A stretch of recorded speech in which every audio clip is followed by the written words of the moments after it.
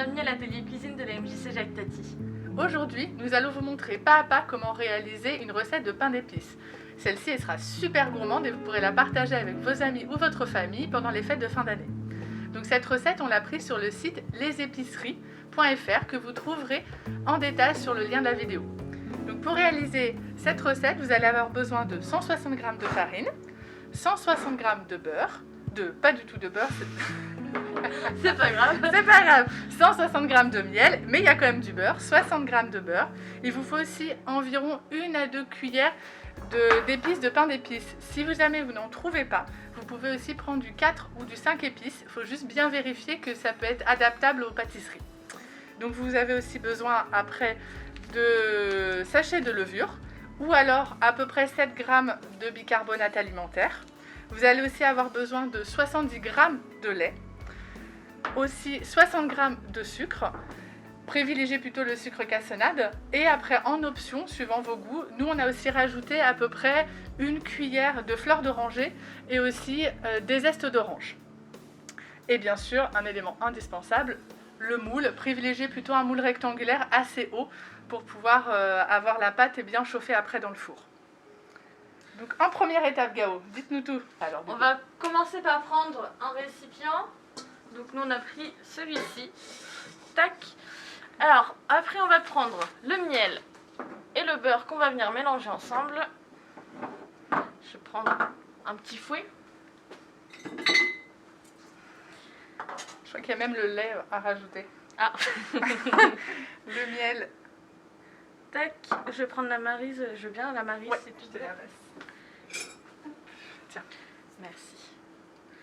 Tac. Pour pouvoir récupérer de tout. Tac. On va prendre le beurre. Donc c'est le beurre fondu. On l'a fait fondre avant. Et le lait.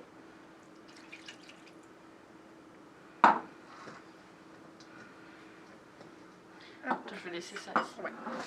Alors, on va venir mélanger tout ça.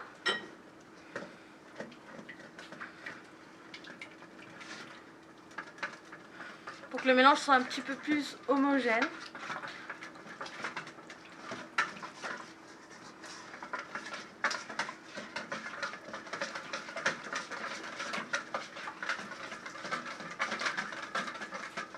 Et quand c'est bien mélangé, du coup, vous pouvez commencer à rajouter doucement et délicatement le sucre cassonade par petits coups pour laisser le temps de bien mélanger.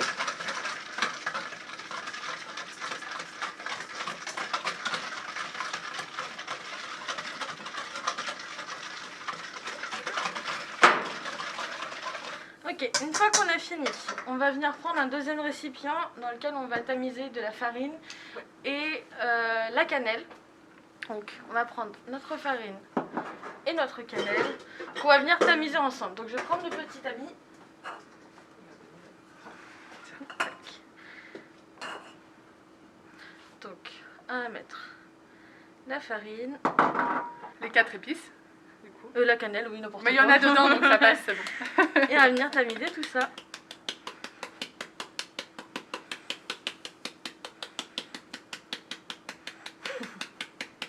Un petit nuage.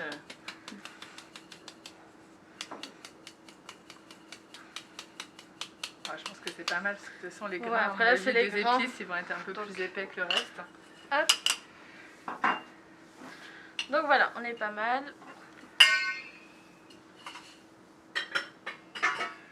Une fois qu'on a tout ça, on mélange le tout.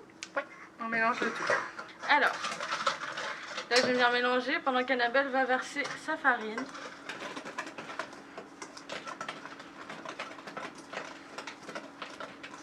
N'hésitez vraiment pas à faire des mouvements circulaires pour bien prendre la farine qu'il y a sur les contours, parce que la farine a beaucoup tendance à se mettre sur les côtés.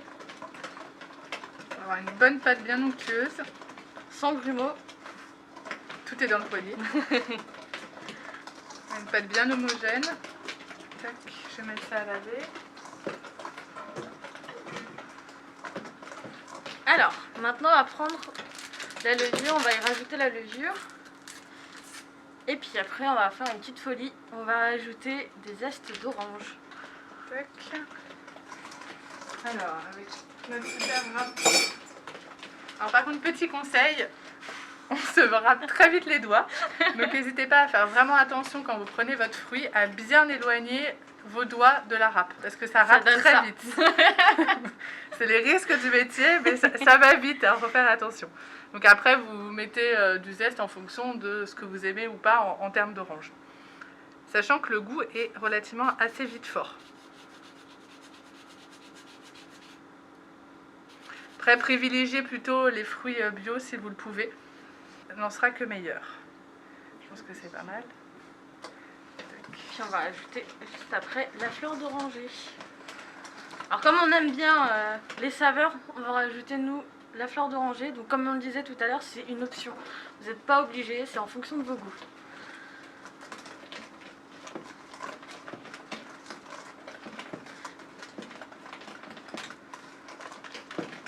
Hop, je vais rajouter un peu le reste de la poudre à doser. On va commencer un peu à préchauffer le four.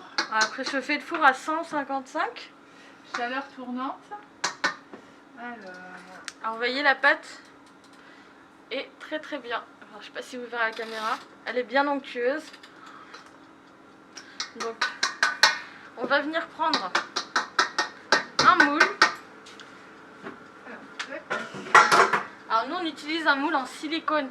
Donc vous n'êtes pas obligé de prendre un moule en silicone parce qu'en fait c'est en fonction de ce que vous avez chez vous. Vous pouvez très bien utiliser un moule comme celui-ci.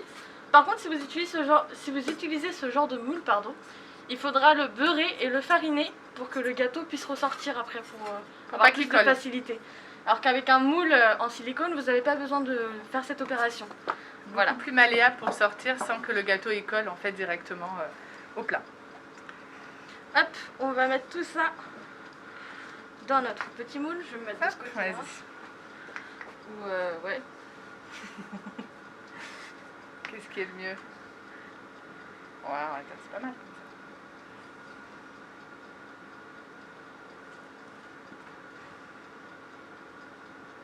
Ça sent bon, hein, même avec le masque. Et pourtant, ça cache pas mal les odeurs, mais là on sent bien la fleur d'oranger, on sent bien les 4 épices.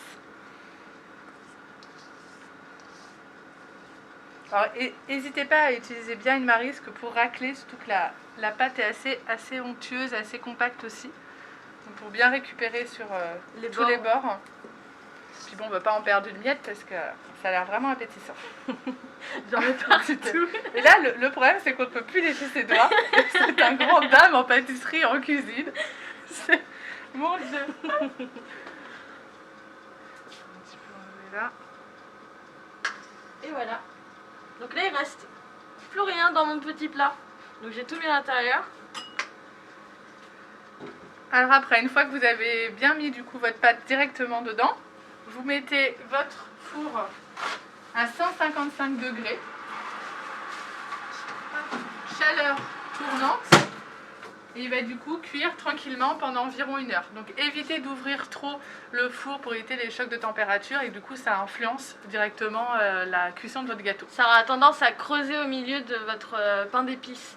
Et c'est pas ce qu'on veut, nous on veut un pain d'épices bien beau, bien gonflé. Donc on se retrouve dans 1 heure pour le résultat. Après 1 heure de cuisson, on va voir si le gâteau est bien cuit.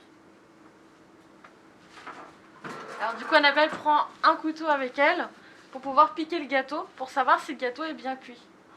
Et puis pour éviter d'abîmer le dessus si vous voulez décorer le gâteau, petite astuce, vous pouvez essayer aussi de piquer à l'intérieur sur le côté. Et s'il n'y a rien qui colle sur votre lame du couteau, c'est qu'il est bien cuit. Alors du coup là on va prendre le gâteau, donc on va le sortir du four. On va venir le déposer donc Attention ici. à toi que je te brûle pas. Hop. On va le déposer ici et on va attendre qu'il refroidisse. Donc on le laisse bien dans son moule, il faut le laisser bien à l'extérieur du four. On peut le poser soit sur une planche comme nous on a, donc on a une planche à découper, donc on la laisse reposer dessus, ou soit sur une grille froide bien sûr. Donc voilà, on va la laisser reposer une dizaine de minutes et puis on reviendra voir le résultat juste après pour la dégustation. A tout de suite. Alors une fois que mon gâteau a bien refroidi, donc là on a attendu une dizaine de minutes, il est bien. Donc on va prendre soit une assiette, donc moi je vais garder ma planche de tout à l'heure, et on va venir la démouler. Donc moi la technique que je vais avoir c'est de mettre au dessus et de retourner le moule dans la planche. Wow, et voilà, il est donc, chouette. Notre petit pain d'épices, enfin gros pain d'épices du coup, est là. Et maintenant on va voir pour la décorer, pour donner un petit peu plus de fun à notre petit pain d'épices. Alors ce qu'on vous propose de faire, c'est que du coup tout à l'heure on a utilisé une orange pour ajouter des zestes. Donc en fait pour pas la gâcher, on va utiliser cette même orange. Donc ce qu'on vous propose, c'est du coup de couper des tranches assez fines. Faisons toujours attention à pas vous couper les doigts. Voilà. Donc ce qu'on vous propose, donc nous on en a gardé un petit peu de tout à l'heure, on avait préparé un petit peu la découpe. Donc vous pouvez en poser quelques-unes, du coup le long du plateau. Hop, et en couper en tranches. En plus du coup sur le gâteau, pour l'habiller et puis pour encore un peu plus de gourmandise, vous pouvez aussi soit une bonne tasse de thé aux agrumes, soit avec un jus d'orange ou tout autre type de thé. Donc là, nous, on a été gourmande. On s'est dit, on est dans l'agrume, donc on continue. Donc avec une bonne petite tasse de thé.